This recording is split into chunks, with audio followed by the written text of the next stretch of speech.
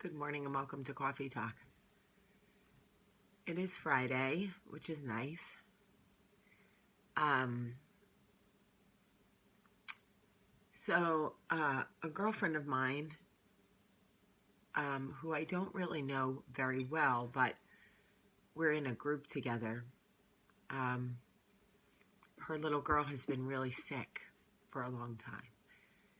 And I woke up this morning at 1:45 in the morning. Her daughter went home to God. And it's amazing what a beautiful thing it is to know or believe that anybody you love can be called home. But it is still so,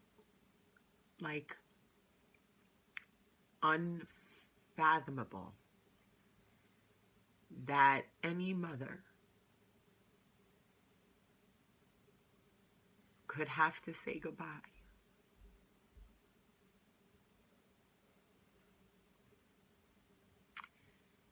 There is something chemical, I think, that happens to a woman when she sees pregnant on a pregnancy test.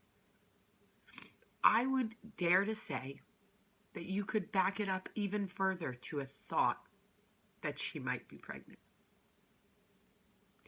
I would dare to say that there are women who have cried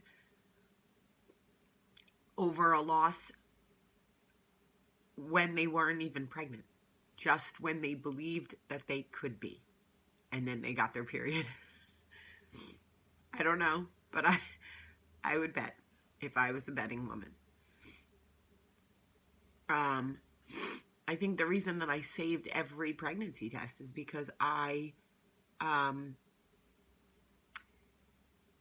fell in love at the line, at the sign, at the plus, at the word, at the smiley face, at the whatever.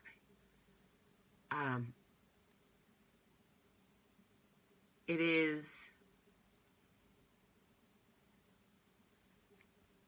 it's just so profound. It is so life-changing. I was speaking to a friend of mine who battles depression the other day, and I said to him, "What does the sadness feel like?" And he said, "What does the love for your kids you have feel like?" And I started laughing, and I said, "What? How does one thing have to do with another?" And he said, "Well, I would imagine that you would have a very hard time really eloquently putting into words how significant the love you have for your children is, how profound it is, how overwhelming it is, how life-changing it is." And I said, "Yeah." He said, "Well, that's sadness when you battle depression. The way that before you have kids, you think you love. I love my husband, I love my dog, I love my shoes. You use the word love, so, I love coffee, I love this song, right? And then you have a baby, and it's like there becomes a whole new definition of love. It's almost like a secret world on Zelda or Super Mario Brothers that you don't actually have access to until you turn the key, the door opens, the baby comes into your life, and it's like, oh my God, there's a world with the word love, and it's a whole different thing, and I didn't even know that this water world existed. Let me swim. Just keep swimming, and it is hard, and you feel like you're drowned. Most days. Almost every day. Almost every day you feel like you are failing. You are doing it wrong. You are not doing enough. You've made all the wrong decisions. You are drowning. But it is like the kind of drowning where if it means not being with them, you don't want to breathe. That's what it is. You are happily drowning in your life with your children. And you would submerge yourself to the darkest, deepest parts to keep them happy and alive and well. Mommy, I'm disappointed. You're disappointed? I can't suck my fingers because when I suck my fingers, my tooth hurts. Let me see. Come here, lover. Which tooth? Let me see. Open your mouth. I'm going to suck my fingers. Where does your tooth hurt, baby? Come It's here. this one. Let me see. Okay. Move your finger. Ow. Okay. As soon as I finish coffee talk, I'll check it, okay? Your hair looks so cute, Charlie. Cierra la puerta. Mira, mira, mira. Gracias. We got a tooth problem, folks.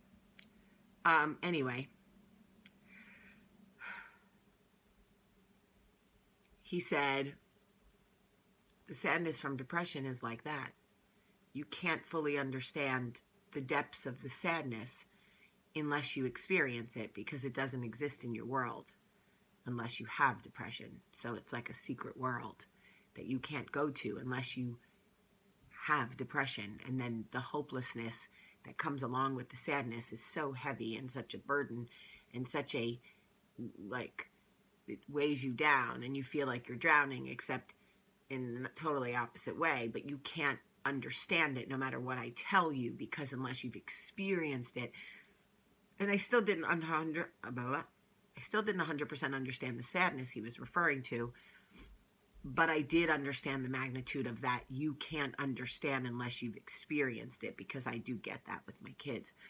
So anyway, it was a productive conversation for both of us. And I just feel like, you know, as parents, we spend so much time racking our brains. Did we do it right? What could we have done better? We feel guilty about choices we make. We allow others to shame us into believing that our decisions for our kids are not right. I still have people who tell me my kids are scarred from the ice cream incident. I'm like, really? Like, my kids don't even remember. The lesson was hopefully learned, and I still have to prod them and poke them and remind them. But, like, overall, they're fine. Look, I grew up with a crazy 80s mom, okay? If I could survive that, they used belts in Jersey back in those days. My kids don't even really get spanked. I mean, I will if I have to, but you got to push me, to the brink. You know, it is just hard out here for a mom pimp. And at the end of the day, I need to remind myself that there are mothers every single day who have to say goodbye to their babies as they're called home. And I think, who cares if Charlie ate old gum off my car floor or crushed granola bar that she found from a week ago? Who cares? Who cares if she sucks her fingers till she goes to college, or if she carries her night-night like Linus and down the aisle when she gets married? Who cares? Really, who cares? I don't. If Max wants to put on some Cinderella costume he found in the basement and walk around the house in a dress for 2 hours, who cares? I don't. His dad doesn't. I gotta, like, ease up on myself with this parenting thing. I'm gonna make myself crazy. I really am. We all are. All right. Sorry, I feel like this was all over the place. I think I'm like emotional and my mind is wherever. Thank you for giving me this platform every morning to connect with you and to love you and to have you love me back. I don't take it for granted ever. I love you so much today. Have a great day.